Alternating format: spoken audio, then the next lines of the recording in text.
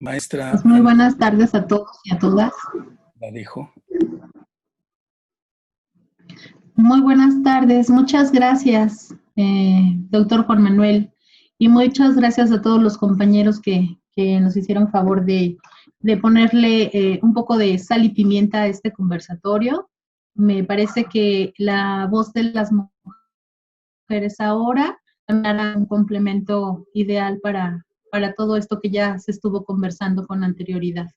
Bueno, pues en esta tarde nos acompañan, como bien lo señaló el doctor Juan Manuel Sánchez, tenemos varias compañeras, entre ellas tenemos a la doctora María del Pilar Míguez Fernández, ella es profesora investigadora de la Universidad Pedagógica Nacional, es licenciada en Psicología, maestra en Ciencias de la Educación por la Universidad Autónoma de Querétaro y doctora en Investigación Psicológica por la Universidad Iberoamericana. Es profesora y cofundadora de la especialización de género en educación y es profesora de la licenciatura en Educación Indígena y de la maestría en Desarrollo Educativo de la Universidad Pedagógica Nacional.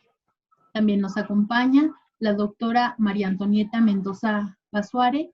Ella es doctora en Educación de la Universidad de Valladolid, de España, diplomada en Género y Educación en la Universidad de Chile, pedagoga en Educación Musical, Universidad de Chile y la Universidad Austral de Chile.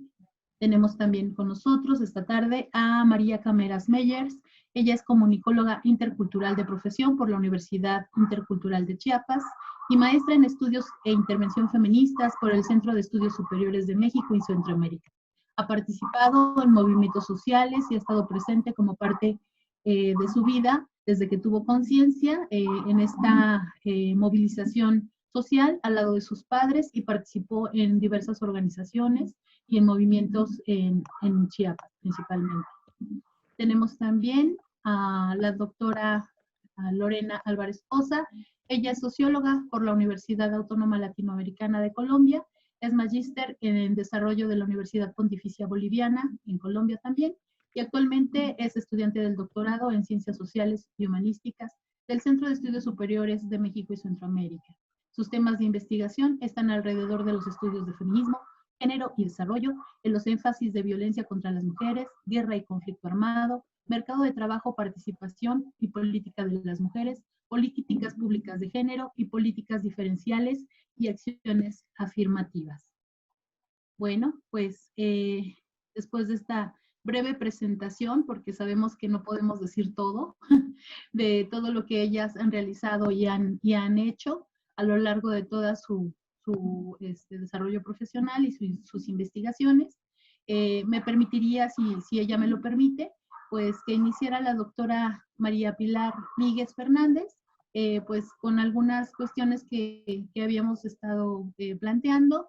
A mí se me ocurría como alguna pregunta para poder ir soltando como las cuestiones en la mesa, pero si ella quiere iniciar con alguna cosa que nos quiera comentar, alguna propuesta, pues adelante, bienvenida.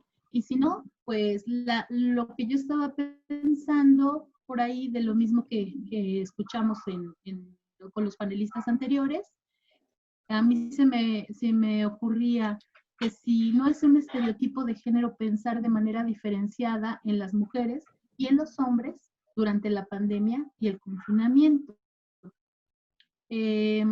Para ello quisiera presentarles un pequeñito video. Se los voy a compartir y bueno, lo dejo como esta reflexión de inicio para que las compañeras pues nos hagan favor de compartirnos también lo que ellas han preparado.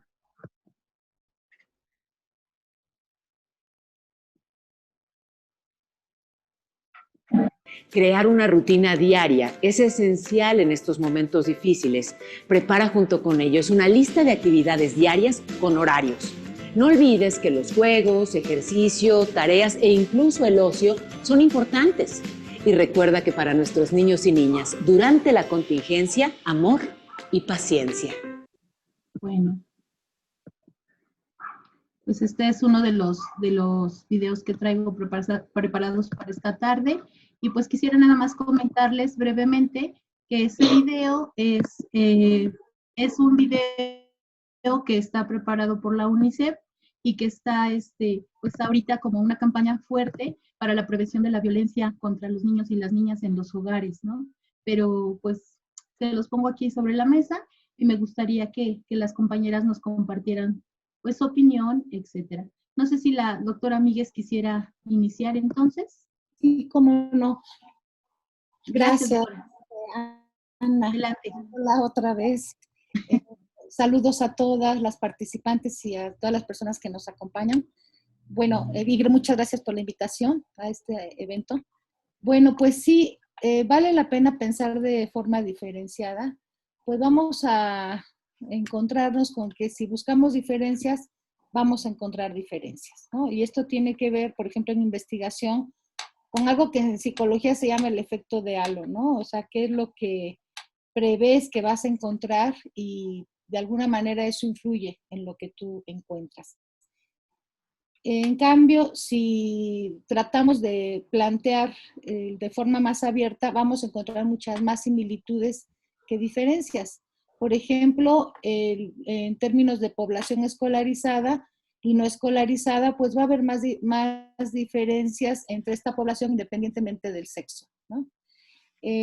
Pero bueno, entonces, ¿por qué pensar de forma diferenciada? Bueno, yo diría que hay varios aspectos, varios niveles o varios planos que se pueden ubicar. Por ejemplo, el hecho de que se hayan hecho dos charlas, dos videocharlas diferentes, una en relación con los hombres y otra en relación con las mujeres, para mí tiene mucho sentido. Yo sé que siempre que hablamos de género estamos hablando de relaciones, principalmente de relaciones de poder.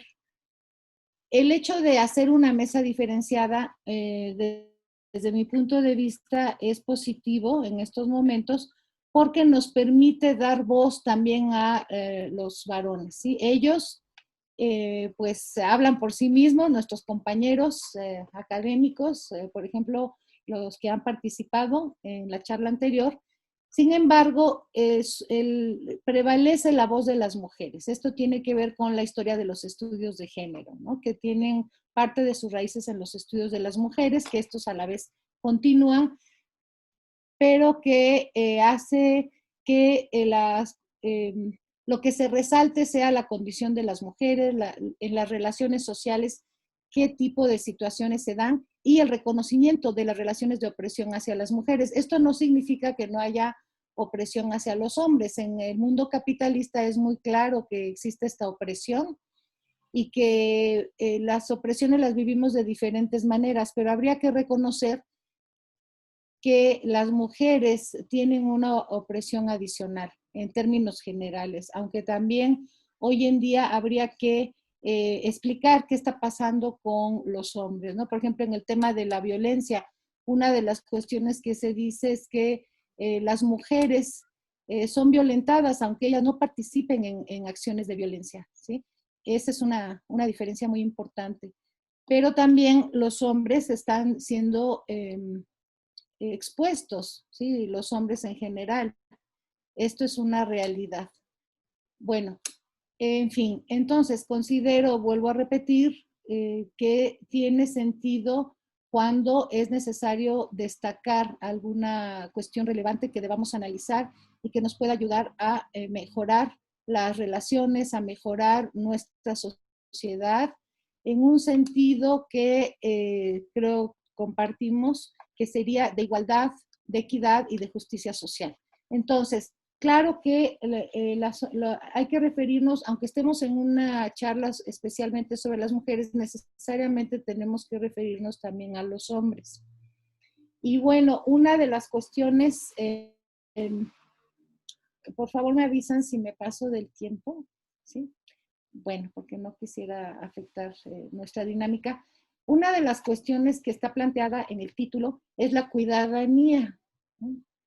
Y vemos que justamente está dando en uno de los puntos centrales de género, que es el cuidado de los otros, el ser para otros, ¿no? Las mujeres hemos sido educadas, todavía al menos en mi generación, y aunque hay algunos cambios, todavía podemos decir que son incipientes para cuidar a las otras personas, ¿sí? En el ámbito doméstico, en términos de procurar que los demás se desarrollen en la familia en diferentes sentidos, cuidar su bienestar en cuanto a la salud, su bienestar emocional. Y vemos también que esta cuestión del cuidado, pues la vamos a observar también en las ciencias médicas. Por un lado, vamos a encontrar que la medicina, hay un momento de la historia en que como parte de otras ciencias, va a ser, digamos, entronada, va a adquirir un cierto poder y las mujeres van a ser desplazadas, ¿sí? Las mujeres han ido ganando terreno en diferentes campos. Encontramos ya muchas mujeres médicas, pero vamos a encontrar también a un grueso de mujeres enfermeras en comparación con los hombres enfermeros. Entonces, eso también nos habla de cómo en una profesión que se encuentra en una cierta equidad, aunque habría que ver el tipo de especialización médica, por ejemplo, el tipo de puestos, otras cuestiones más específicas, en las relaciones de poder, pero encontramos esta situación también de género en estas profesiones.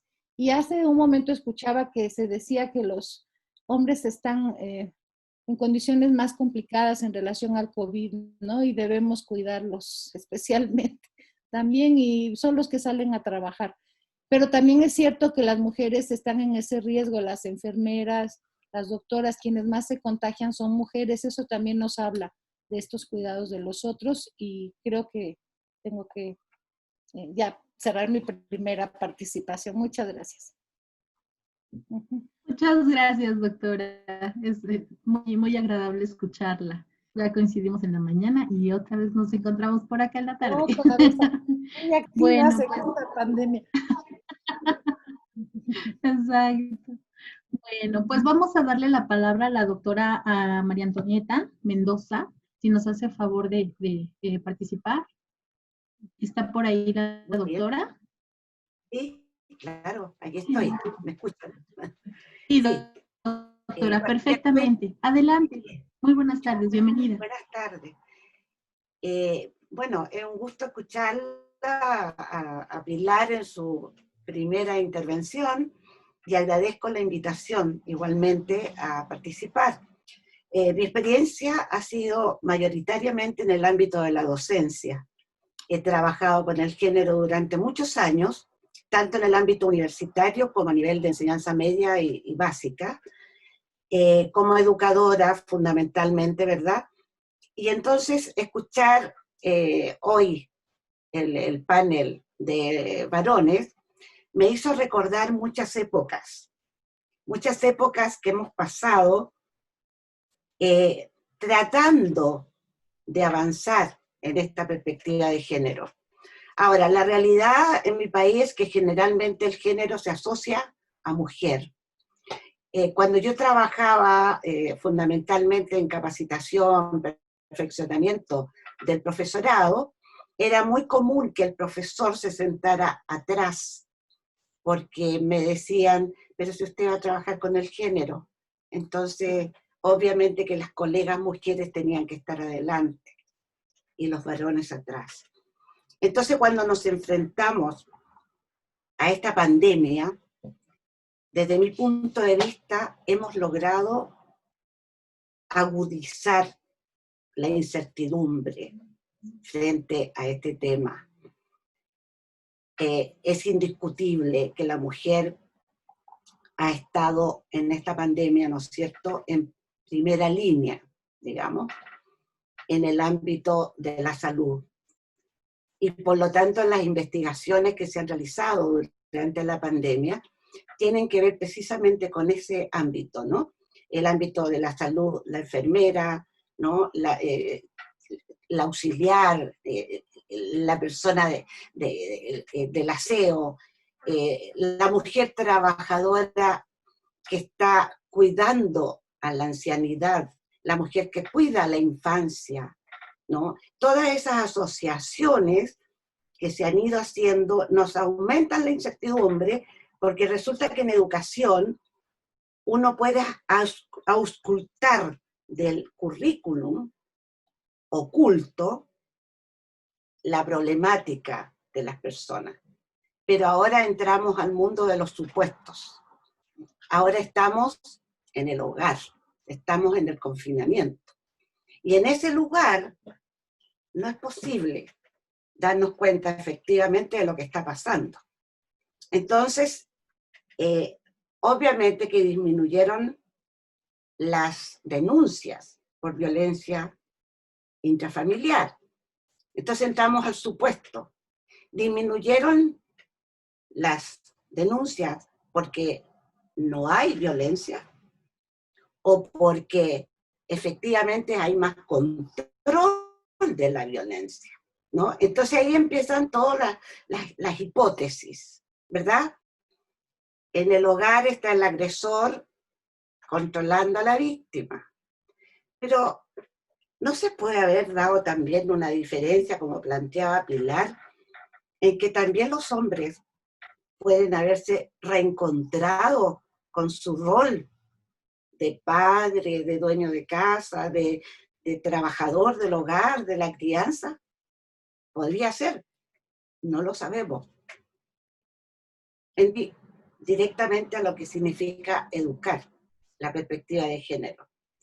Aquí en mi país, en Chile, han existido muchos esfuerzos. Primero el Servicio Nacional de la Mujer, después el Ministerio de la Mujer.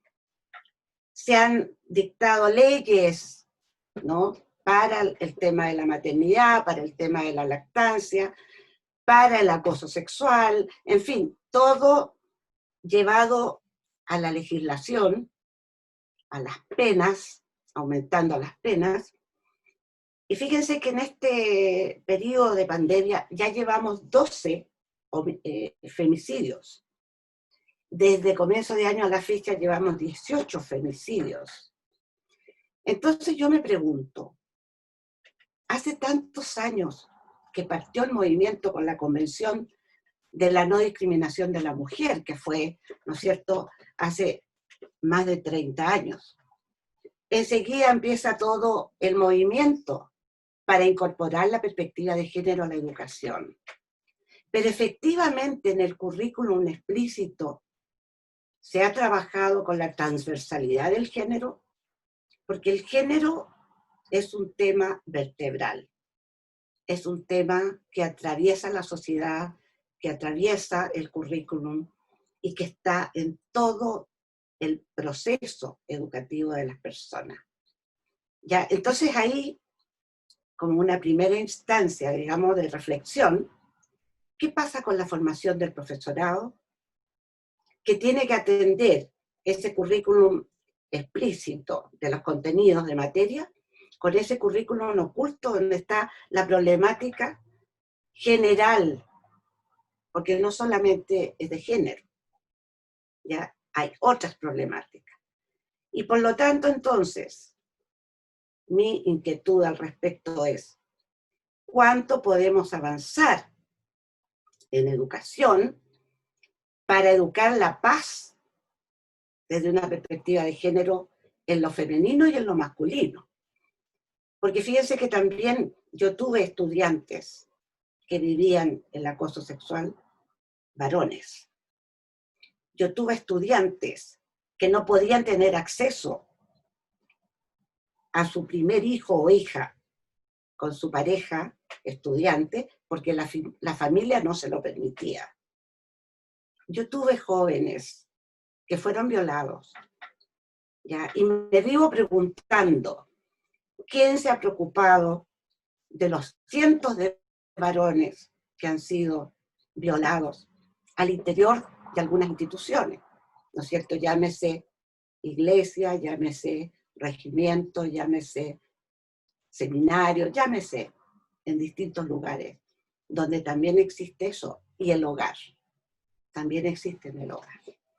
Entonces, bueno, dejo como planteada una primera reflexión en torno a cómo educamos la perspectiva de género en lo femenino y en lo masculino. ¿Ya? Eso sería como un primer planteamiento de mi parte. Muchísimas gracias, doctora María Antonieta. Es muy interesante lo que usted nos comenta y hay que pensar y repensar desde la educación, porque también muchos de los maestros, muchos de los profesores en formación, también se carece de ese trabajo de perspectiva de género desde el mismo currículo. Yo coincido con usted. En este momento le cedemos la palabra a María Cameras, por favor. María, ¿estás por ahí? ¿Me escuchan? Sí, sí. Adelante, María, bienvenida. Hola, buenas tardes a todas y a todos. Yo soy maestra en estudios de intervención feministas, les saludo desde Chiapas y bueno, respondiendo un poco la pregunta sobre si es un estereotipo pensar de manera diferenciada en esta situación de la pandemia, pensar entre ser hombre y ser mujer. Yo creo que no es un estereotipo porque a mí me parece que la realidad de las mujeres, a diferencia de los hombres, es súper amplia, ¿no? Escuchando a la doctora María Antonieta, así es, creo que más que reencontrar en los hombres un espacio, pensando que en un supuesto que los hombres puedan reencontrarse en un espacio donde regresan a la paternidad o regresan a la parte familiar dentro del mismo rol en casa, yo diría que justamente hay una gran diferencia, porque yo creo que es un reencuentro más bien hacia el control. Incluso la doctora lo mencionaba. Desde mi experiencia, creo que mucha gente se pregunta si las familias regresaron se hicieron más unidas o se hicieron más, si las mujeres tuvieron ayuda de sus hijos o de la familia que vive en sí en su casa.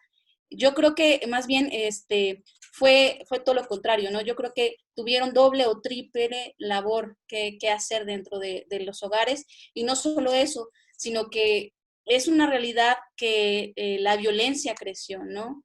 Las llamadas telefónicas en auxilio fueron en aumento. Entonces, para mí, en principio, no es un estereotipo pensar de manera diferenciada y teniendo en cuenta que las mujeres tienen una realidad dentro de la casa que tienen que cumplir con una labor que no solamente es la de generar recursos a las personas que viven en su casa, sino que además tienen que pensar en generar recursos fuera de ella, ¿no? Y los hombres, en general, no siempre están pensando en cómo generar prácticas dentro de la casa. Siempre es como históricamente las mujeres siempre hemos tenido el rol de estar dentro de casa y los hombres, digamos así, se abren al mundo, ¿no? Entonces, para mí, yo no puedo pensar en una apertura para los hombres, para las mujeres mucho más grande que los hombres. Siempre es para mí el pensar que las violencias que ya incluso ya estaban insertadas dentro del hogar fueron en aumento, ¿no? Y que esta pandemia lo que hizo fue dos cosas: aumentar la violencia y justamente el control que aumentó en la persona de autoridad, que desafortunadamente, bueno, en este caso casi siempre son los hombres, ¿no? La figura masculina, porque puede ser no sé, el esposo, el suegro, el hermano, incluso el hermano menor. O sea, una figura de autoridad es quien lleva el control dentro del hogar, ¿no? Entonces, para mí, insertar a los hombres y a las mujeres de una manera igualitaria en esta pandemia, pues se me hace un poco pensar en que no contar, no ver toda esa violencia y esa violencia histórica que ha llevado a la mujer quedarse dentro del hogar, ¿no? Y al mismo tiempo ser controlada. dentro y fuera. Y ahora, en esta situación de emergencia, ahí en la casa, ¿no? Porque para muchas mujeres el salir les requería salir un poco de esa sujeción que tenían dentro del hogar, o el hecho que el esposo saliera era también una forma de respiro, ¿no? De poderse sentir un poco más alivianadas, más libres. Entonces, yo creo que en principio es importante que reconozcamos que la violencia no se dirige al hombre de una manera y a la mujer, o sea, que la manera es diferenciada, ¿no? La violencia y la sujeción es de una manera diferenciada. Y bueno, no sé si, yo creo que me quedaría con eso.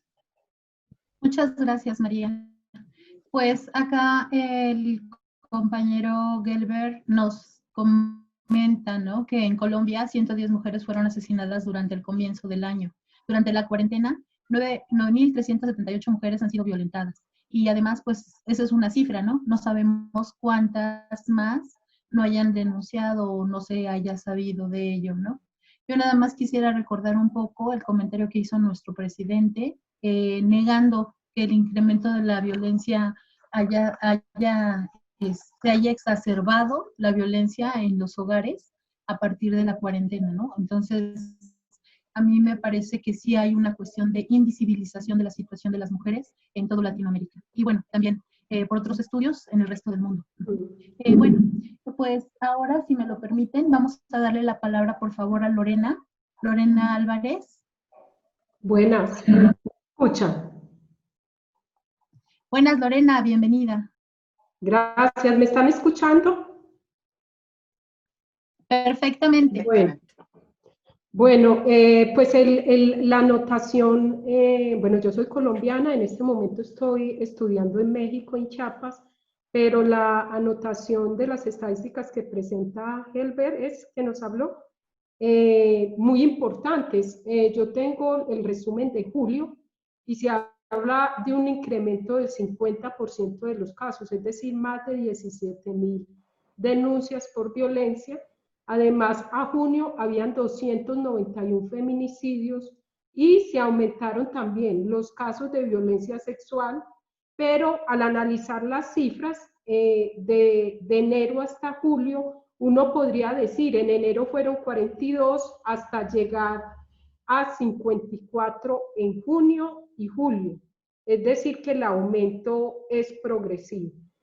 Y creo que eso tiene una relación muy fuerte con la pregunta que nos están planteando en este conversatorio, porque digamos que fueron precisamente las teorías feministas desde los 60, antes de los 60, pero con los 60, digamos, mayormente con digamos, con la categoría de género que comienzan a plantearse los estudios diferenciales, porque ya sabemos que los estudios, cuando se plantean en neutro, pues hablan de una realidad que no cobija a todos los sujetos y sujetas, ¿cierto? En el asunto, por ejemplo, de los estudios económicos, pues cuando nos hablan de tasas de desempleo y nos dicen que el desempleo bajó, uno tiende a pensar que es el desempleo en general, pero resulta que sobre esa tasa de desempleo, pues las mujeres son las mayores desempleadas. Entonces, mientras la tasa de las mujeres es de 2 dígitos, la de los hombres puede ser de un solo dígito. Entonces, sí hay que reivindicar la necesidad de los estudios diferenciales, porque esto realmente muestra una realidad de las personas. Pero yo quisiera un poco complejizar más este análisis, y es pensando en el concepto de la interseccionalidad. A mí me parece que cuando uno se para como académica desde una condición de más acceso a recursos, porque generalmente quienes están en la academia, la mayoría de las personas que están en la academia, pues llegan a ser, digamos, están digamos, en una clase media, muchas veces en una clase media alta, pero cuando uno se plantea, por ejemplo, la realidad de las mujeres que están en contextos más marginales, es todavía más complejo el asunto, ¿cierto?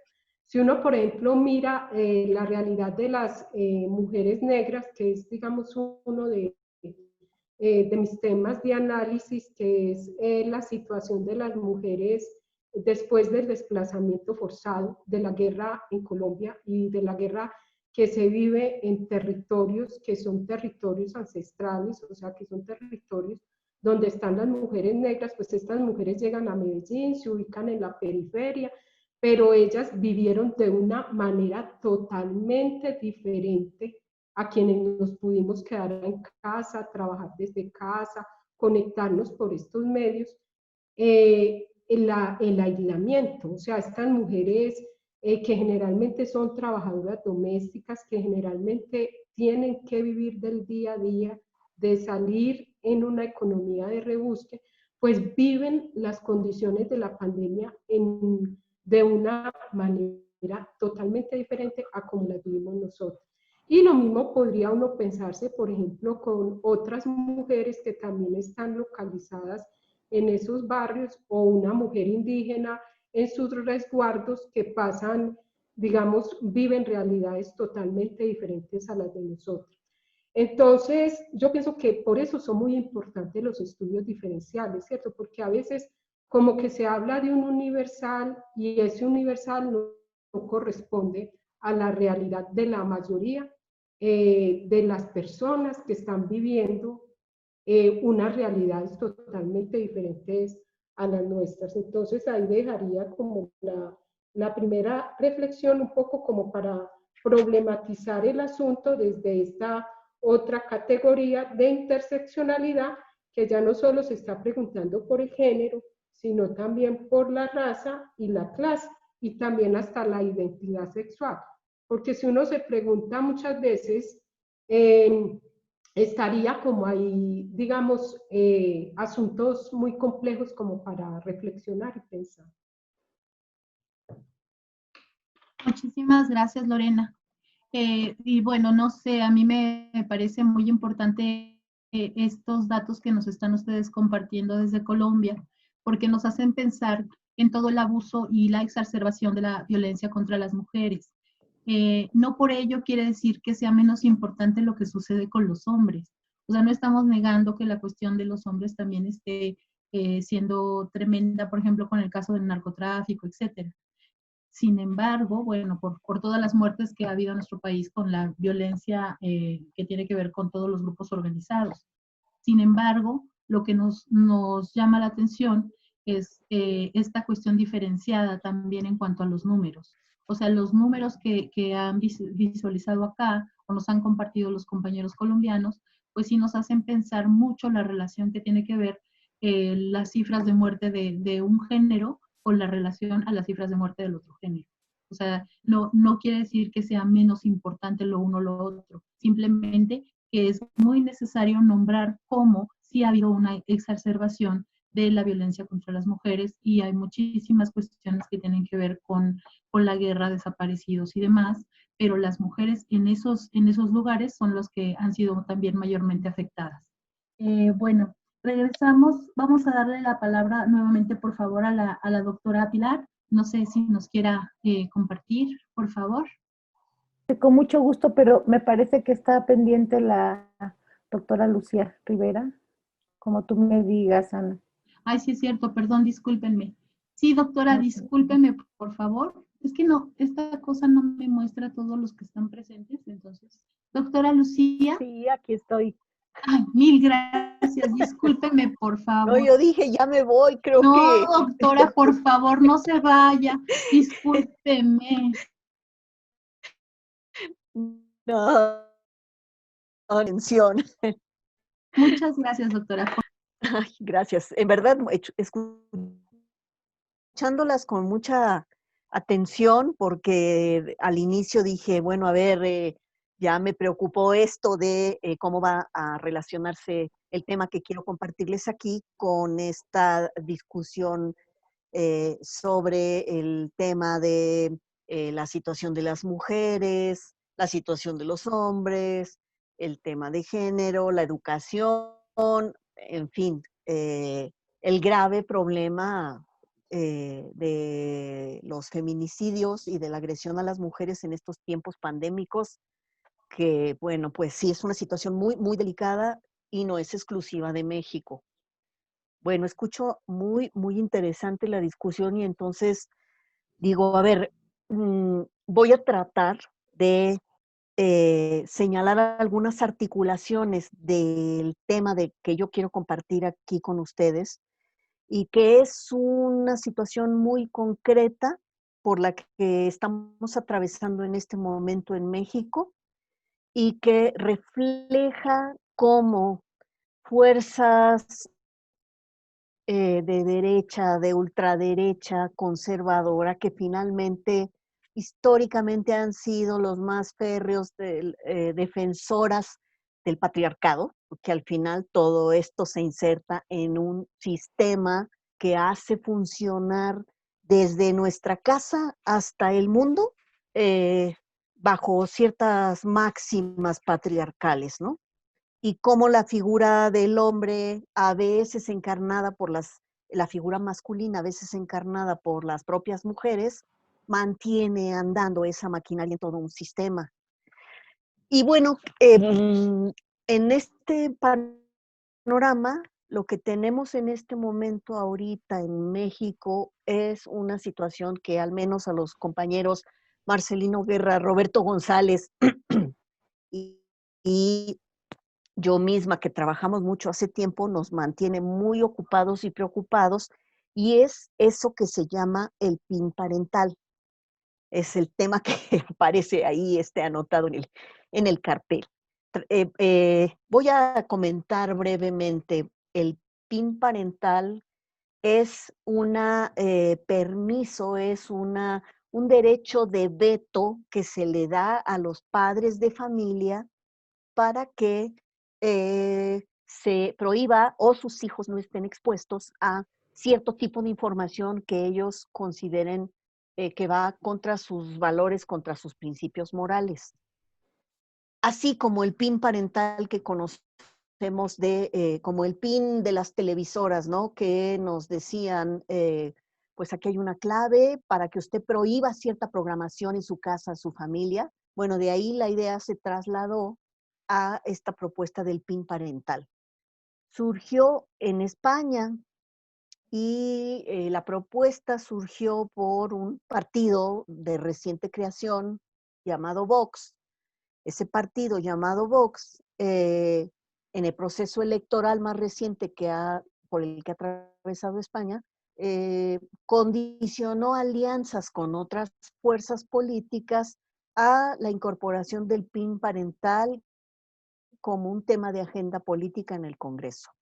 Esta alianza, bueno, son compromisos políticos hechos, así que el PIN parental como iniciativa de ley se presentó en el Congreso. Y esto generó un debate muy interesante porque justamente quienes empezaron a expresar fueron todas esas organizaciones que han luchado por los derechos reproductivos, por los derechos de las mujeres, por el derecho a la educación de la sexualidad, por el derecho a respetar la diferencia y la diversidad sexual. Bueno, se movilizaron junto con el gobierno y por ahora la iniciativa en España no ha pasado. Aquí estoy hablando de los últimos meses del 2019 y los primeros del 2020. Resulta que en febrero, cuando nosotros vamos entrando a la pandemia, congresos estatales en este país comienzan a presentar una iniciativa similar, en algunos casos ya en el descaro prácticamente copiada. Es el caso, estados del norte comienzan en Chihuahua, en Nuevo León, en Aguascalientes, comienzan a presentarse este tipo de iniciativas y pues los procesos legislativos han tenido diferentes historias, ¿no? Se han desarrollado de diferente manera. Aquí nos llaman la atención dos cosas, y es lo que quisiera yo poner aquí en la mesa. Uno, que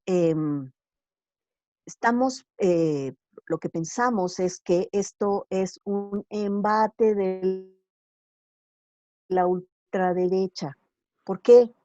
Porque se presenta una iniciativa en un estado y como en cascada se dejan venir en otros congresos estatales. Y ahora lo que tenemos es más de 10, ahorita ya perdimos la cuenta porque hicimos el recuento hasta el mes pasado, más de 10 estados que tienen en los congresos una iniciativa de PIN parental. Es muy preocupante esto porque, sobre todo en algunos estados, la formulación del articulado para cambiar las leyes, lo que significa que cambiando las leyes serían de observancia obligatoria las normas que ahí se establezcan. Pero en algunos estados, mientras copiaron tal cual el PIN parental, en otros lo que hicieron fue elaborar una definición muy amplia de restricciones. Quiere decir que si a mi hijo le van a enseñar, no es solo el tema de los derechos reproductivos, el tema de la diversidad sexual. Si a mí me parece que, y soy simpatizante de los terraplanistas, entonces, bueno, pues también yo puedo decirle a la escuela, ¿sabes qué? A mi hijo no le vas a enseñar las teorías científicas que explican que la Tierra es redonda y nada, pues eso, desde esos extremos hasta, obviamente, todo el tema de luchas de grupos que defienden los derechos de las mujeres, para centrarlo en este tema que nos une aquí en la mesa. Entonces, ¿qué tenemos? Una embestida de ciertos grupos conservadores que tienen afinidad con otros grupos empresariales. Bueno, solo pensemos en Bimbo, por ejemplo, la empresa esta que vende pan, fabrica y vende pan. Bueno, pues son simpatizantes o están relacionados con los legionarios de Cristo, con las universidades de orientación religiosa, y que además pertenecen a grupos que defienden a la familia natural. Aquí lo que tenemos es la renovación de conceptos que surgieron a principios de 1916, cuando comienza el proceso de separación entre la Iglesia y el Estado. Surgen movimientos que reivindican que el derecho a educar a los hijos es de la familia. Fíjense qué paradojas. Imagínense sostener ahora en este tiempo una idea como esa, cuando de lo que estamos hablando es de que es ahí en esas familias donde se generan las agresiones, donde se generan los abusos. Entonces, un PIN parental terminaría por respaldar este derecho de los padres, o sea, sería defendido como tal, aunque por otro lado sepamos que ese derecho puede traducirse en prácticas violentas sumamente preocupantes. Entonces, bueno, yo le dejaría hasta aquí. Si tengo oportunidad, me gustaría comentar en otro momento sobre las implicaciones educativas de esto de manera específica. Gracias. No, pues yo pienso que su tema está súper oportuno, doctora, por todo lo que estamos precisamente comentando, como bien lo señaló la doctora Míguez al principio, con esta preocupación que se tiene sobre la falta, la carencia del trabajo curricular serio con relación a esta formación, no nada más de la escuela en general, sino de manera particular de los profesores en estos temas. Me parece muy importante lo que usted señala, y yo nada más quisiera, así como dicen por ahí, meter para ver qué saco. Estuve siguiendo por ahí algunas cuestiones que tienen que ver con esto del PIN parental, y lo que me llamó muchísimo la atención eran grupos, no nada más de estos ultraderecha que usted ya señaló, sino grupos que están a favor para poder enseñar en su casa esta multidiversidad. Entonces, sí me parece que también ahí hay unas cuestiones, porque están muy enojados con lo que la SEP les ha enseñado como educación sexual. Entonces, por eso ellos están a favor, porque según con esto van a poder tener la libertad de enseñarles a sus hijos todo lo que ellos, o desde la visión que ellos quieren nombrar, ¿no? O ir guiando a sus hijos. Bueno, pues vamos a darle la palabra a la doctora Míguez, por favor. Muchísimas gracias, doctora Rivera. Sí, gracias. Pues sí, son temas de primer orden. Tanto lo que tiene que ver con la violencia como el tema que acaban de, bueno, que está en el título de la mesa, así como los desafíos de la educación. Y otros, ¿no? Como el tema de la nutrición, por ejemplo, y de la salud. Vemos que hay una línea en los nuevos programas de educación, tienen líneas que no recuerdo cómo se llama, pero se refiere a la alimentación y a la salud. Esto es muy importante. Bueno, con relación al tema que plantea Lucía, yo quisiera hablar en términos generales del mismo porque no lo he estudiado a profundidad, lo conozco de manera general, de que encuentro una, digamos, una relación con la ideología neoliberal, en el sentido de que aparentemente hay una neutralidad, ¿sí? Aparentemente hay un rechazo a las ideologías, por un lado, y por otro lado, una reivindicación del individuo, ¿no? Por encima del colectivo, y un individuo que tiene que tener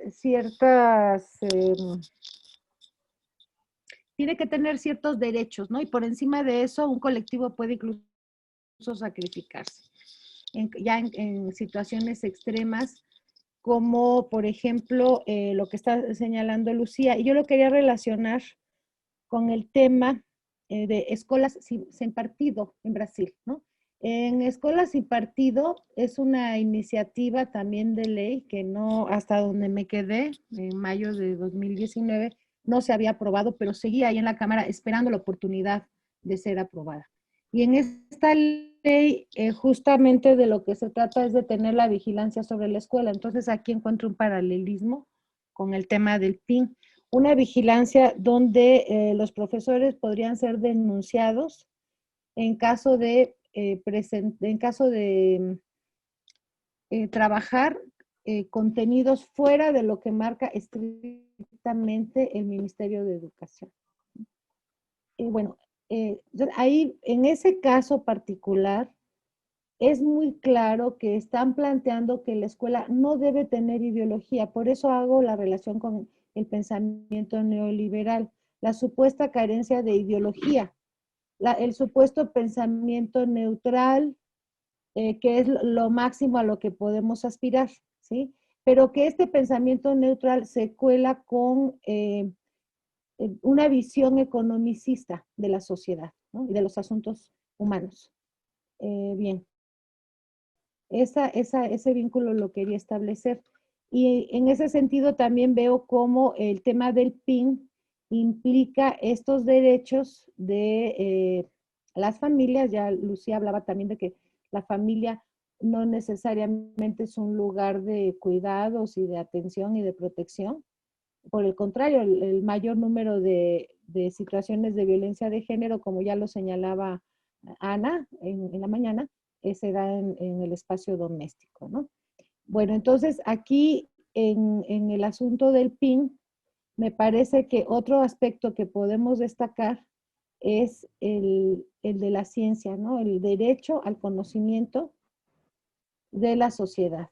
Ese punto creo que es uno de los múltiples argumentos que se podrían tener en relación a la educación sexual. O sea, el derecho de los jóvenes a conocer su cuerpo, a conocer los avances que hay, temas de la salud reproductiva. Y bueno, eso sería lo que yo participaría en este punto, en este momento. Pero también quisiera hacer un señalamiento sobre mi participación anterior. Hablé de que las mujeres se espera que socialmente que seamos cuidadoras de otros, ¿no? Y hablé de cuidar a los hombres, sí, cuidar a los hombres. Y también me faltó agregar, y ellos también, cuidar a las mujeres, ¿no? Cuidarnos entre todos. Porque parecía así como una cuestión hasta de lenguaje, ¿no? Pero creo que sí debemos rescatar lo más positivo de las características que se han atribuido a las mujeres y a los hombres. Bueno, es todo de momento. Muchas gracias, doctora Pilar. Bueno, pues vamos a darle la palabra, por favor, a la doctora María Antonieta, si es tan amable. Perfecto. Sabe que escucharla, en realidad, como decía también en mi primera participación, me traslada a tiempos anteriores. Entonces siento que hemos fallado en educación, claramente, ¿no? Porque acá en este país se ha ido aumentando el respeto a la diversidad, ¿no es cierto?, a la diversidad sexual, han ido saliendo políticas públicas que apoyan la diversidad sexual, en fin, los matrimonios, en fin, una serie de medidas que van en apoyo de aquello. Pero la doble función de la mujer no ha terminado. Eso justamente es lo que se agudizó, como yo decía antes, en la pandemia, ¿ya? El tema de los supuestos, desde mi punto de vista, es que no conocemos efectivamente todo lo que está ocurriendo. O sea, estamos suponiendo, ¿verdad?, unos niveles mayores de violencia. Ahora, cuando hablamos de educación, ya, la reforma educativa, yo creo que eso fue bastante mundial y coincidente con las declaraciones de los derechos humanos. Incorporaron la perspectiva de género en los programas de estudio. Eso fue una realidad. Pero en la práctica, ¿ya?, yo todavía escucho frases, porque como el género también depende del lugar, no es lo mismo el género en la comunidad rural que en la comunidad urbana. Ya no es lo mismo en un país que en otro, en fin, hay ciertas diferencias. Pero yo no dejo de escuchar frases. ¿Qué le voy a hacer, pues, hijita, si es mi marido? ¿Qué quieres que haga si es lo que me tocó? Hay una cantidad de frases que nos indican que tenemos que educar tanto a mujeres como a varones desde esta perspectiva. O sea, yo siento que la educación inicial, la educación básica, son vitales para incorporar esta perspectiva, ¿ya? Y enseguida la alianza con la familia, ¿ya? Siento que no puede ser que la escuela eduque algo y la familia lo eduque de otra manera. O que el niño o la niña llegue a la escuela y escuche algo y en la casa viva otra situación. ¿Ya? Yo tuve estudiantes que me decían, profesora, usted nos habla, ¿ya?, de lo que es una buena relación, de lo que es educación para la paz, en fin, en una cosa muy, muy, muy soñadora, en fin. Pero cuando uno llega al hogar, ahí está viviendo la violencia. En el hogar, en el barrio, en la comuna, ¿no es cierto?, en el grupo de estudiantes. ¿Ya? Y yo siento que la violencia ha ido en un aumento demasiado grande, porque ya también los niveles de violencia han crecido. ¿Ya? Entonces, por eso me preocupa el tema de la educación. ¿Ya? Por eso me preocupa que si existe la posibilidad a través de las reformas educativas de incorporar esta perspectiva, ¿ya?, sabiendo sin duda de que hay líneas políticas que influyen, ¿ya?, en la cosa conservadora, ¿verdad? Eso lo sabemos, ¿no? La educación privada tiene esa libertad, ¿no?, de incorporar lo que ellos estimen dentro de sus proyectos educativos. Pero aquí en general existe un proyecto educativo para todo el país y la especificidad la pone cada uno de los establecimientos. Y ahí es donde entramos en este concepto neoliberal, capitalismo, economicista, el preparar para la competencia, el preparar para las pruebas estandarizadas, que esa es otra situación que nos molesta mucho. El tema de la inmigración, ya hay una tremenda diversidad de niños y niñas de distintos lugares, y tratamos de masificar la enseñanza.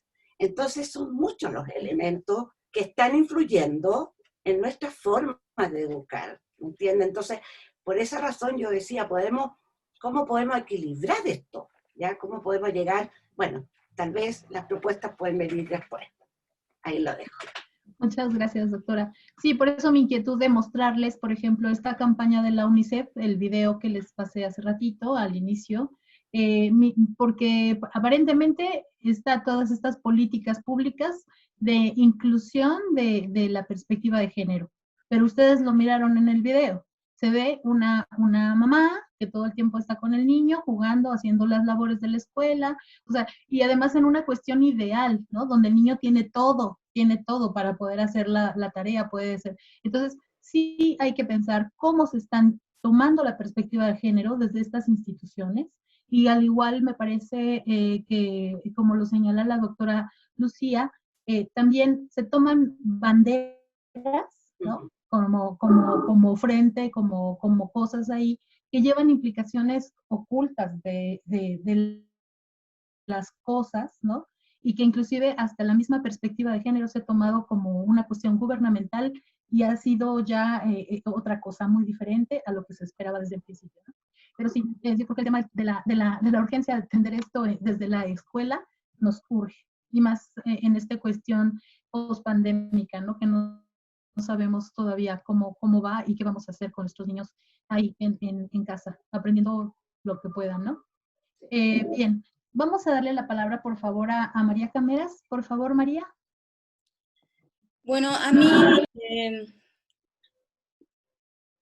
la situación, por ejemplo, de educación en Chiapas, se piensa, tomando un poco lo que decía la doctora Lorena sobre la interseccionalidad, aquí en principio no se toma en cuenta la diversidad, y bueno, nunca se ha tomado en cuenta, siempre ha sido como una cuestión de paternalismo del gobierno sobre la cuestión incluso de los idiomas, ¿no? En Chiapas hay una diversidad de lenguas indígenas y bueno, se creó escuelas bilingües, pero realmente esta situación de que los maestros que llegaban a esa escuela o que han llegado a esas escuelas bilingües, pues no hablan el idioma a donde se les coloca, ¿no? O a donde van a dar clases. Entonces, tomando un poco en cuenta, bueno, obviamente la situación y no solamente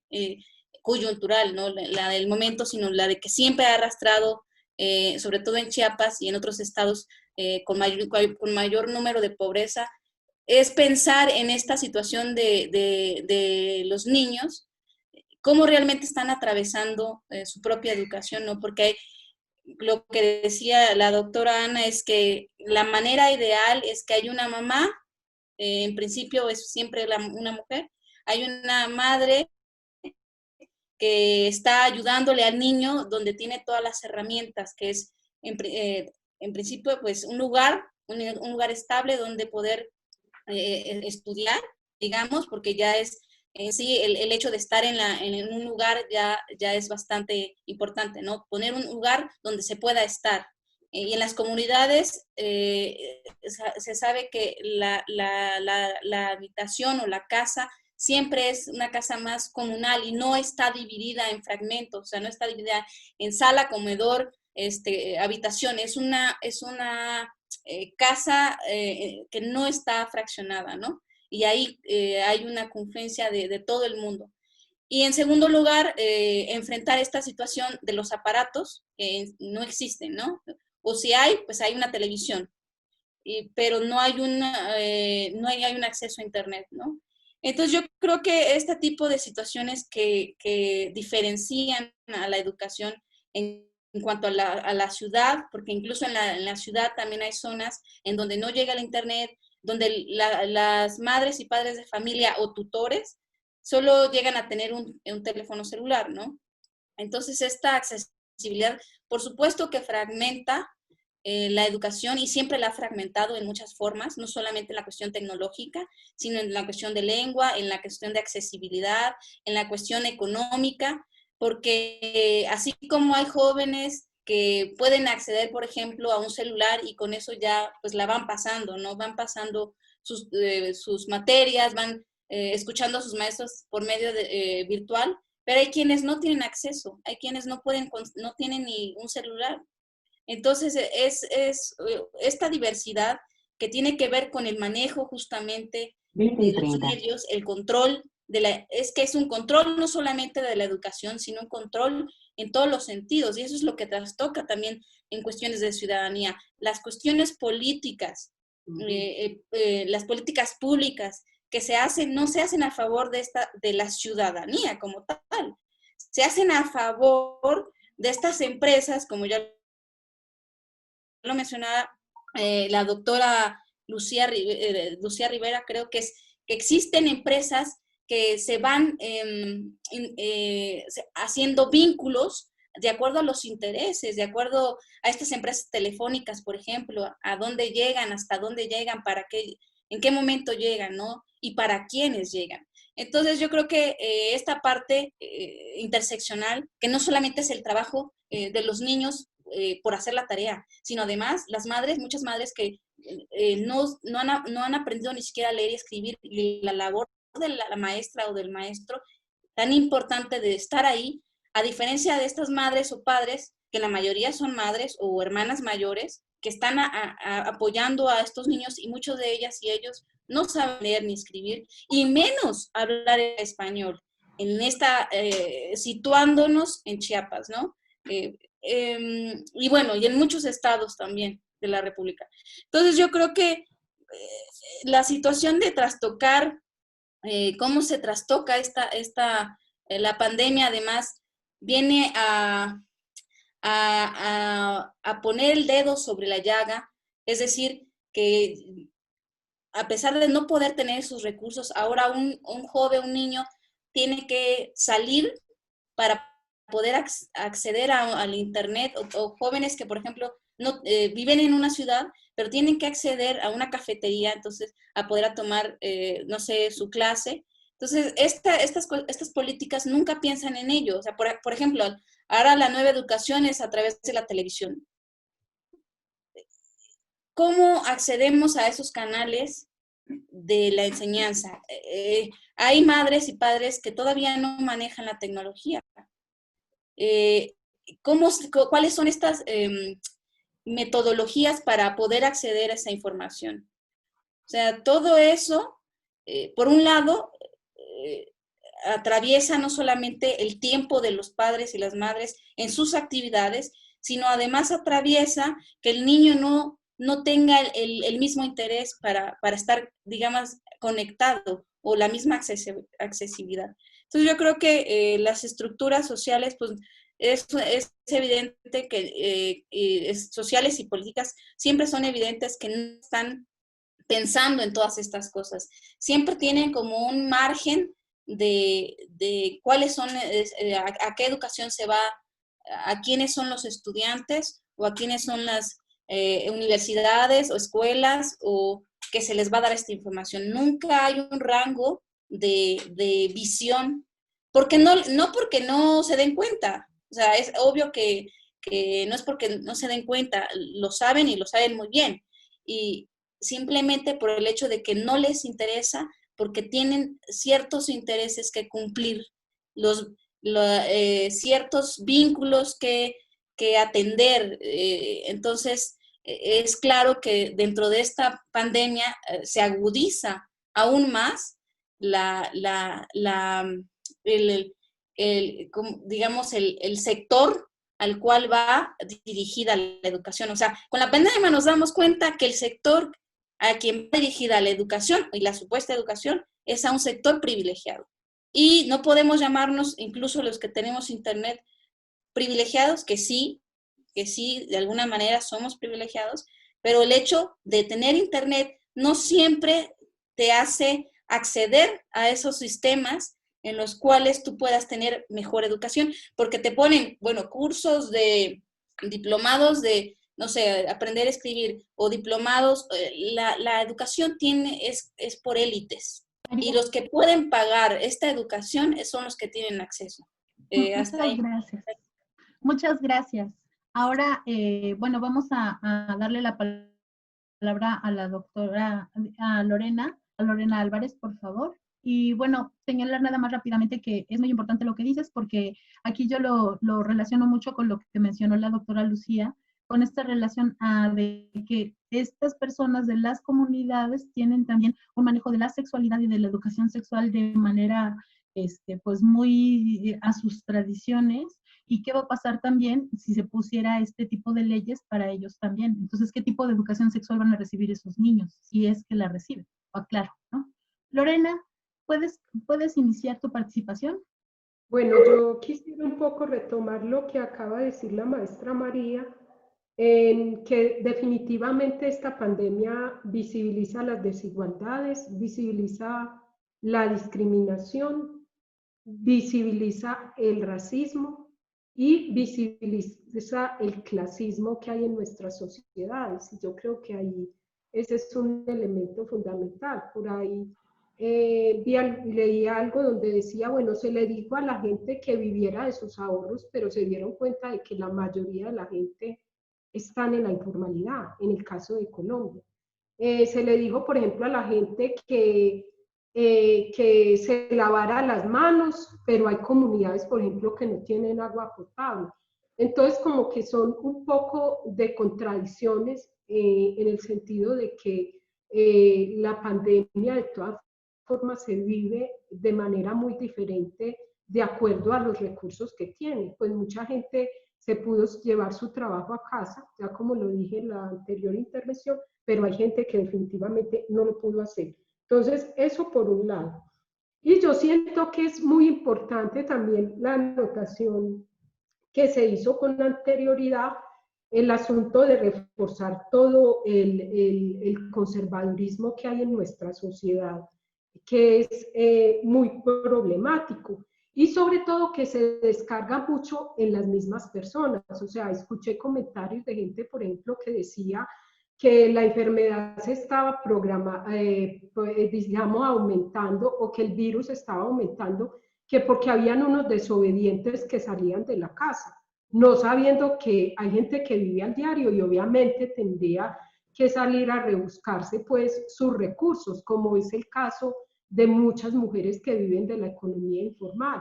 Entonces, ese sentido de vigilancia sobre el otro o la otra, que también se ejerce desde la misma ciudadanía, inclusive se responsabiliza a la gente de que la enfermedad se esté propagando cuando es un asunto de la debilidad de nuestros sistemas de salud que los ha acabado el neoliberalismo.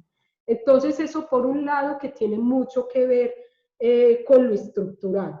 Yo pienso que también hay que hacer hay otro punto que a mí me llama mucho la atención dentro de las intervenciones que estamos teniendo, y es ese asunto que tiene que ver con que la escuela no conversa con los contextos de los niños y las niñas, lo que nos hablaba un poco la doctora Antonieta. Por ejemplo, a un niño rural se le hablan de cosas que él no ve en su contexto, no se le refuerza inclusive la producción agrícola, no se le refuerza nada de eso, sino que es totalmente aislado de esa separación de práctica y teoría.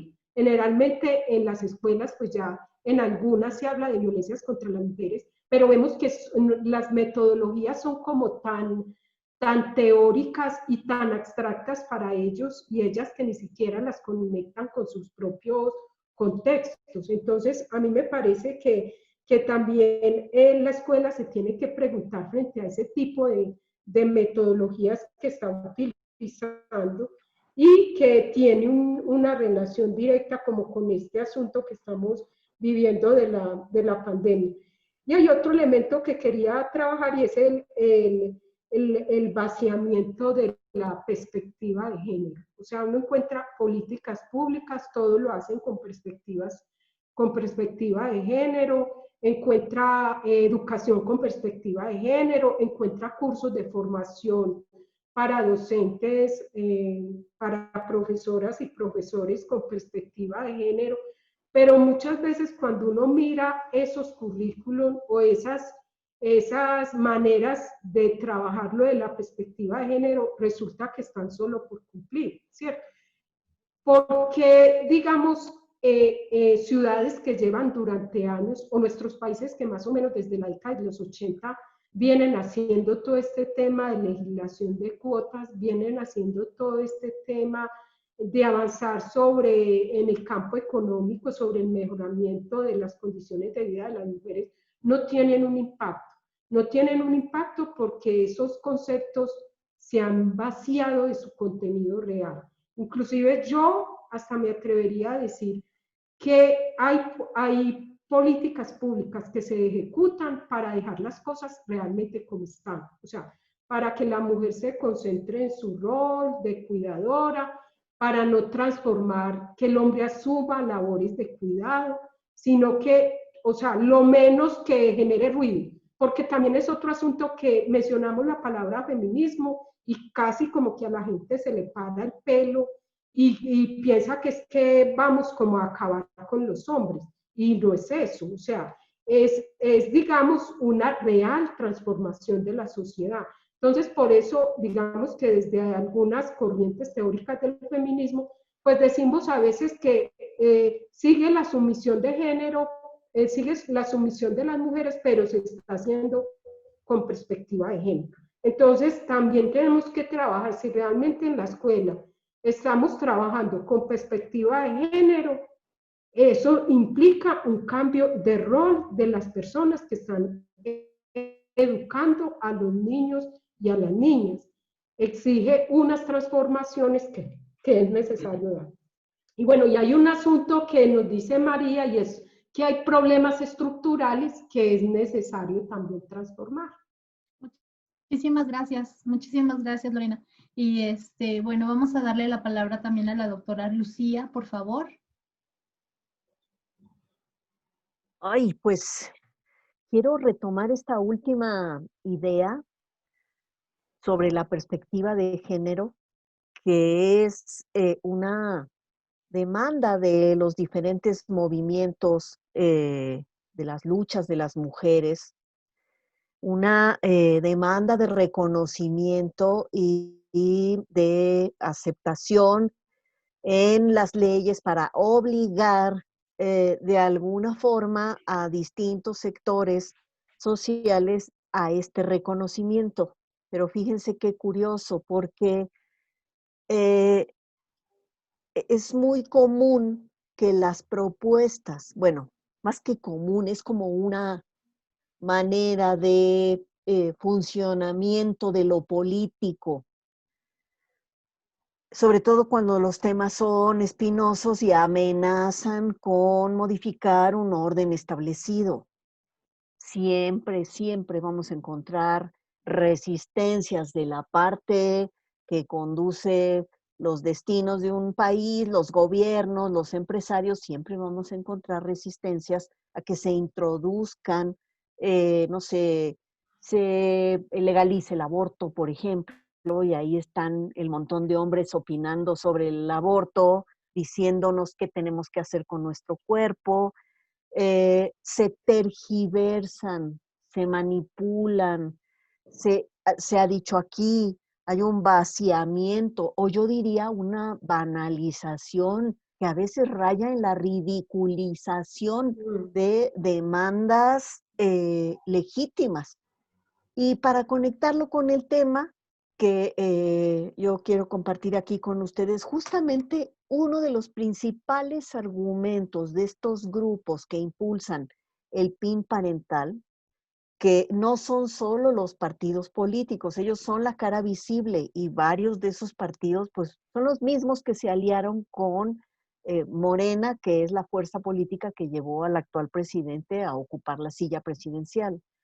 Pues esos grupos justamente están relacionados a su vez con organizaciones conservadoras y asumen este discurso. Ellos dicen, cuidado, porque necesitamos el PIN parental para evitar que a nuestros hijos les laven el coco con la ideología de género. Fíjense cómo cambiaron, torcieron la idea de perspectiva de género, que está más ligada al reconocimiento de la diferencia, a la condición de la mujer, a la igualdad de las oportunidades en el trabajo, se ha banalizado en los círculos políticos, pero en los círculos de derecha se le ha dado un giro conceptual para presentar la idea como una amenaza.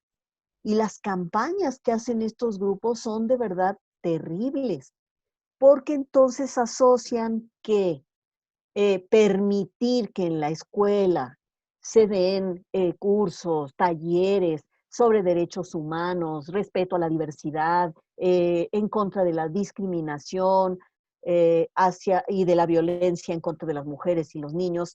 Si se dan esos contenidos, es una amenaza porque, bajo su idea de que eso no es perspectiva de género, sino ideología de género, a los niños se les va a enseñar, o a la larga lo que vamos a comenzar tolerando y aceptando como norma son comportamientos como la pederastia, por ejemplo, como el abuso legalizado en contra de los menores, eh, como la incitación a prácticas aberrantes como, por ejemplo, enseñar a los niños situaciones grotescas hasta pornográficas, y con eso esas organizaciones asustan a los padres, los espantan. Por eso aquí quiero insistir en que la conexión del tema con la educación es fundamental. Imagínense, si a nivel de poder legislativo se aprueba una norma como esta, eso ya es muy grave. Claro, quien le apueste a la norma va a decir, pues, ¿cuál es el problema? Eso es anticonstitucional, y es verdad, porque el artículo 3º constitucional de este país dice que se educará en la cultura del respeto a la diferencia, se proporcionará una educación libre de fanatismos, que libere a los mexicanos de la ignorancia. Todo eso está en la Constitución. Pero estos grupos lo que empujan es una campaña negativa que, bajo el nombre de ideología de género, asusa a los padres de familia en contra de que sus hijos se acerquen a este tipo de contenidos y este tipo de conocimiento, pero también al conocimiento de la ciencia, al conocimiento de los derechos de los niños y las niñas. Pues estamos en una situación muy complicada. Este no es un asunto nada más de unos legisladores locos que quieren aprobar una ley que uno dice, pues si eso es de la Edad Media, ¿no? O del siglo o no sé qué. No, es que no es solo eso, sino que hacen campañas, comunican este mensaje, tienen los medios para hacerlo. Si ya lo hacen en las redes sociales, bueno, algunos de estos grupos aquí en México ya lo están empezando a hacer en las escuelas. La Unión Nacional de Padres de Familia, que es una organización católica que existe en este país desde hace 100 años, y que en 1934 logró que el gobierno en ese entonces echara para atrás una propuesta de educación sexual que no tenía más que algunas nociones de fisiología. Bueno, pues esa misma organización hoy le está mandando a las escuelas un formato de PIN parental. No importa que la ley no se haya aprobado, ellos ya bajaron a las escuelas, ellos ya están trabajando con los maestros, con los directores, con los padres de familia, diciéndoles, miren, aquí está este formato. En la práctica, entonces, sin esperar a que se apruebe la ley, esto puede resultar una realidad. Aquí ya todas las participantes han mencionado la dificultad, sobre todo en ciertos medios y con cierta cultura, la dificultad para abordar estas temáticas, o de plano la resistencia o el rechazo, y eso choca con lo que la escuela posiblemente ofrezca como conocimiento. Pero eso está bien, porque entonces, gracias a que los niños van a la escuela, pueden escuchar otras ideas, otras posturas, otras concepciones sobre la vida y sobre el mundo. Si el PIN parental avanza y llega hasta la escuela, habremos perdido mucho. Sería un retroceso lamentable, una pérdida que además, pues, lamentaríamos por muchísimo tiempo, porque echaría para atrás muchos de los logros que ahora tenemos en derecho, que son resultado de las luchas. El PIN parental no se va a detener a menos que nosotros lo detengamos, como todo lo demás, como todas las luchas que pues se arrancan los acuerdos, se arrancan los avances, pues exactamente es lo mismo que hay que hacer con el PIN parental. En verdad es una amenaza a la educación pública, en serio, una terrible amenaza. Yo hasta aquí dejaré el tema. Gracias. Muchísimas gracias, doctora. Pues ya estamos.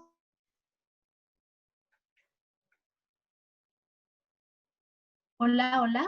¿Ya me escuchan? Ya. Sí, creo que se cortó un poquito. Bueno, pues estamos cerrando. Entonces, a modo de cierre, no sé si quisieran tenemos 10 minutos escasos, entonces si alguien quisiera como ir como agradeciendo, cerrando. Decía la invitación que si podíamos hacer alguna propuesta, pues yo creo que la propuesta es no dejarle el tema, ¿no? Estar viendo todo el tiempo qué pasa con esto del PIN parental. Doctora Míguez, por favor. Y bueno, yo en primer lugar, permítame disentir. Creo que no he escuchado que otra propuesta que llegue a una mayor población que la televisión. Y no es que me parezca la mejor educación, yo creo que tiene muchas formas de mejorarse la propuesta educativa. Me parece que donde puedan estar los docentes, que estén trabajando con sus grupos, la evaluación, habría varias cuestiones ahí que mejorar, por supuesto, pero efectivamente, al menos de mi parte, no he encontrado, y esto desde antes que se planteara esta política, otra fórmula mejor que la televisión para que la educación, sí, una educación homogeneizante, es verdad, pero cuando menos que tenga el principio de la inclusión, que sería a través de la televisión. Ya lo argumentó, aunque en otro sentido y con otra visión, me parece que Isabel, pero yo lo veo diferente y no veo esta alianza con un empresario, con uno de los más ricos del mundo, no lo veo como una cuestión de trabajar en torno a unos intereses, sino en todo caso, si hay relaciones con empresarios, pues tiene que ser también en aras de la estabilidad económica, tampoco podemos ser ingenuos.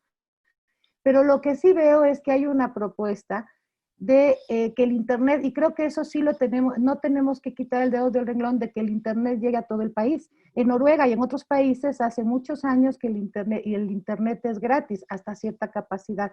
Ese es un punto central. El otro es el de las lenguas indígenas. Pues déjenme decirles que yo pienso que qué maravilla que en la televisión estén ahora contenidos educativos. Una televisión basura que hemos tenido desde que nació la televisión en México, y que ahora tenga contenidos educativos y que también estén presentes las lenguas indígenas y que se legitime a las lenguas indígenas. En la mañana comentaba yo que qué maravilla para los niños y las niñas, espero, me imagino, que puedan escuchar sus lenguas en la televisión, la mayoría de ellos por primera vez. Y cómo las mujeres, por ejemplo, monolingües de lenguas indígenas, pueden tener algo que decir y algo que compartir en relación a la escuela. Aunque lo más importante que es, y es lo más triste, es sería resolver esta situación hacia las mujeres indígenas, sobre todo de mayor edad.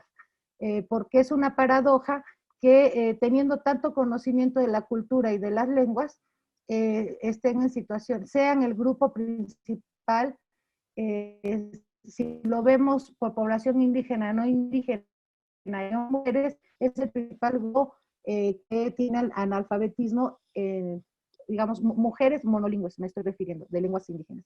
Y finalmente creo que hay muchas cosas que hacer. Ya la cultura escolar se nos fue, ya es otra cultura la que estamos generando. Creo que debemos promover una cultura de solidaridad entre el alumnado. Creo que debemos promover de manera convencida, no como nos comentó Lorena, que pasa, ¿no? Como algo que ya pierde su sentido, sino de verdad poder incluir este tema, reflexionarlo con nuestros estudiantes y que haya una situación de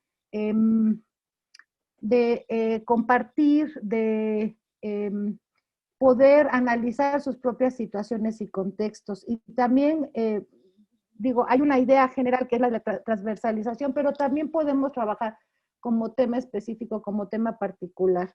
Estar cerca de nuestros alumnos y tratar de que en la medida de nuestras posibilidades todos queden incluidos, no solamente con la tecnología, hay otras formas, a lo mejor hasta con materiales físicos que podemos hacer llegar a nuestros estudiantes.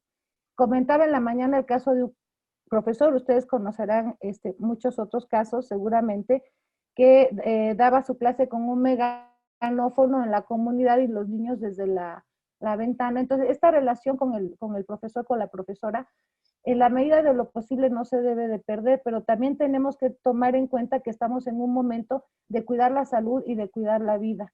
Y pensar también que las mujeres, aquello que ha sido tradicional de marginación hacia las mujeres, tenerlo muy presente, que las mujeres puedan tener alimentación como los demás, que las mujeres puedan tener acceso a los recursos tecnológicos, a lo que haya, como los demás, generalmente son las últimas que se quedan atrás, y así. Gracias. Muchas gracias por la invitación nuevamente. Muchas gracias, doctora. Por favor, doctora Antonieta, si es tan amable. Mira, yo creo que vamos a tener que trabajar mucho el tema de la incertidumbre para ver cómo nos vamos a enfrentar a la vuelta de esta pandemia. Ahora, el tema de la desigualdad social es algo que nos ha marcado fuertemente. Yo encuentro que ha sido más allá de lo que uno podría haber esperado, ¿ya? La pandemia nos ha planteado una realidad que es terriblemente dura. Por lo tanto, el profesorado en general ha tenido que reinventarse para poder aprender un sistema que no estaba en sus conocimientos hasta la fecha.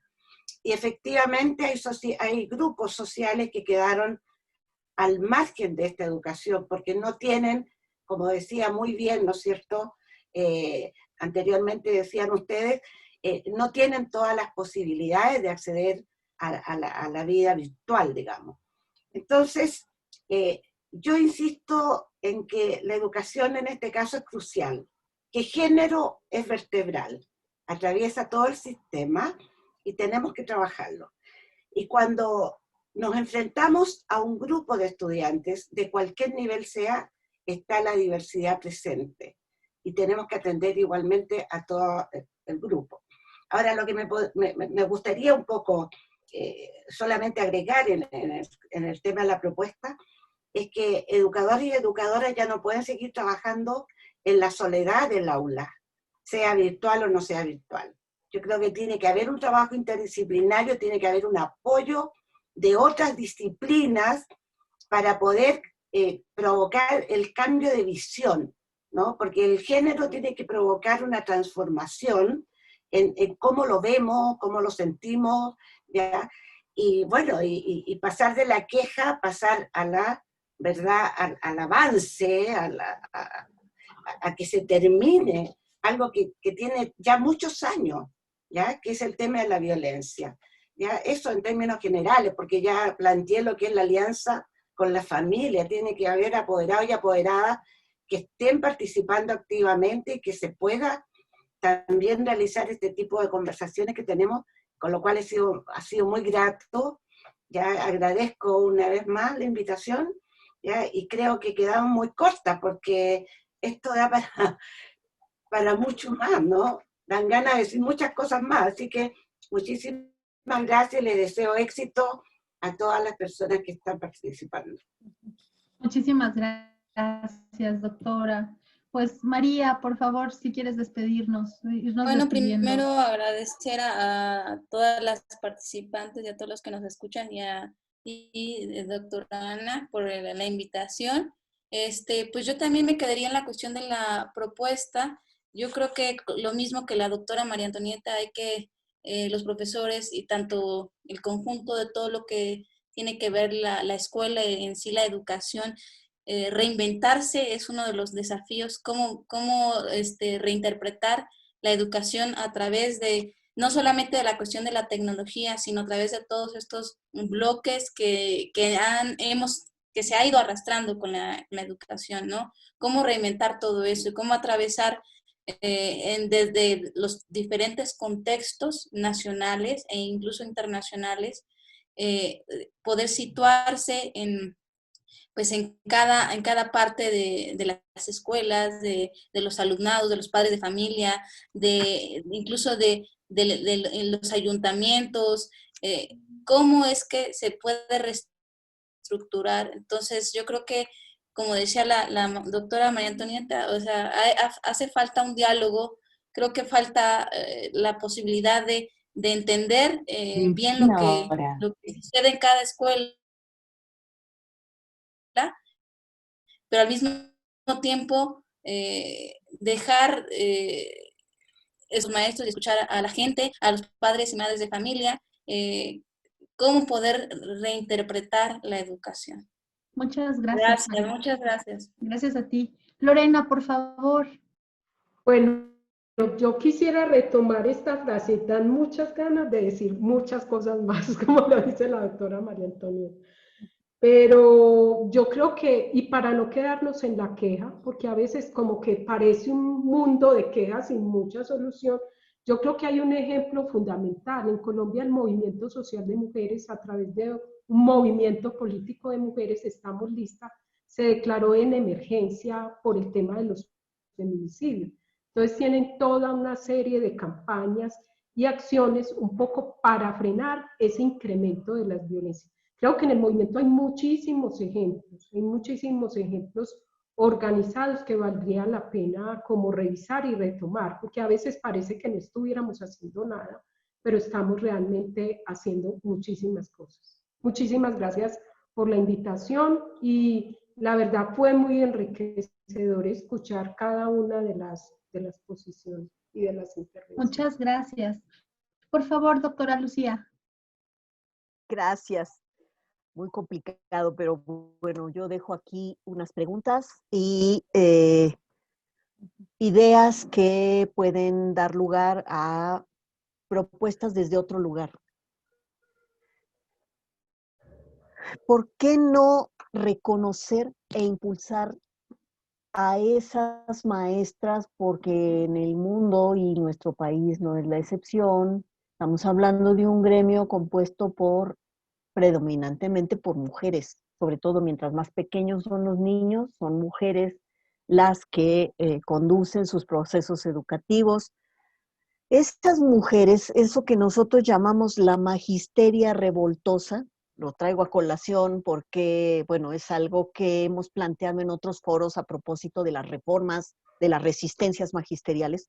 Bueno, la magisteria revoltosa, la que sostiene los movimientos, la que mantiene los campamentos y la que no está en las dirigencias, ojo, esa magisteria revoltosa es la que ahorita, en este momento, está sosteniendo la tarea educativa.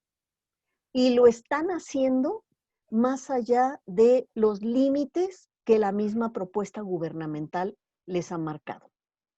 Así que, ¿por qué no reconocer a esa magisteria revoltosa y apoyar ahí esa reinvención de la que estamos hablando?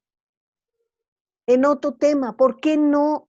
Y aquí disiento con Pilar, pero ya no va a haber tiempo de discutir más sobre esto.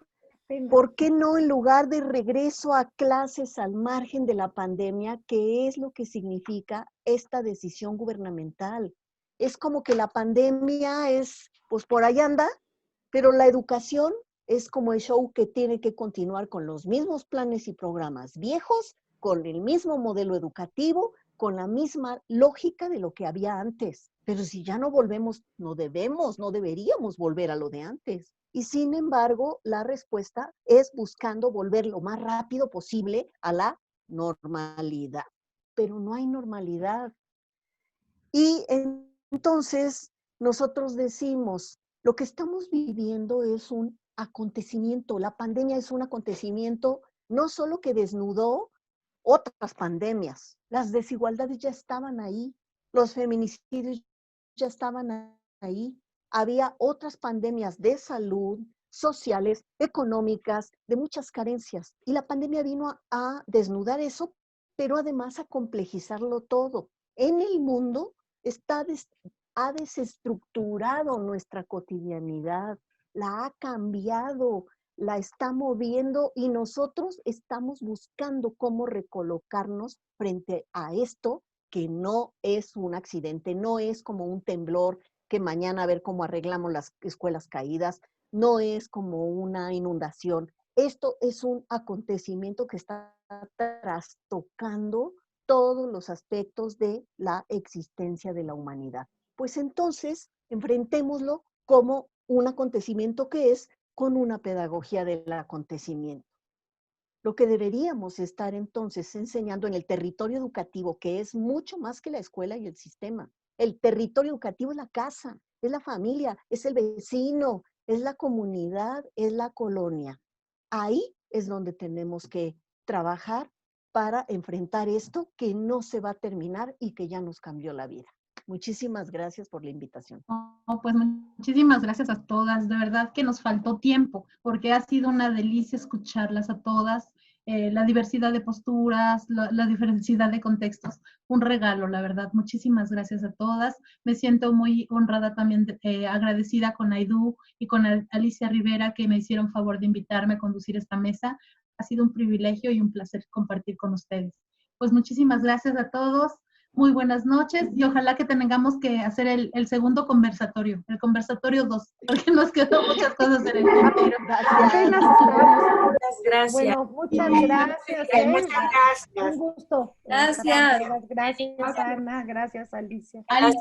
Alicia, muchas gracias. Besos a Besos todas. a todas y Hasta Chile también. Gracias a Laidú también. participación. Muchas gracias. Que sigamos adelante. Que sigamos. Ahora el número 2. Sí, tiene que haber el número 2, efectivamente. Sí. Entonces, Gracias. El Y muy buenas noches. hasta el 5. Adiós. buenas noches. Creo que ya tenemos que salir, ¿verdad?